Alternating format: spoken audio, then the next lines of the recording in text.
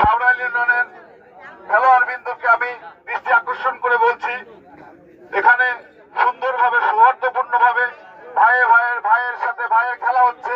এই হিসাবে সুন্দরভাবে আপনারা খেলা ক্রীড়া নৈপুণ্য দেখাবেন। আমাদের এলাকা যশাই ইউনিয়নের লোকজন এখানে অনেকেই উপস্থিত আছে। আপনাদের ক্রীড়া নৈপুণ্যে ইনশাল্লাহ আমি মনে করি অনেক খুশি হবে।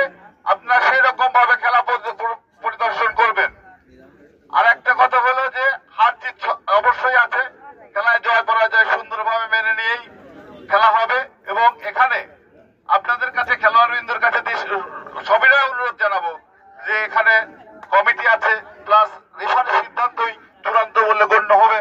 আপনারা সেটা সুন্দরভাবে মেনে নিয়ে সুন্দরভাবে ক্রীড়া নৈপুণ্য দেখাবেন, এই আশাবাদ ব্যক্ত করে সবাইকে ধন্যবাদ জানিয়ে আজকের খেলার শুভ উদ্বোধন ঘোষণা করছি।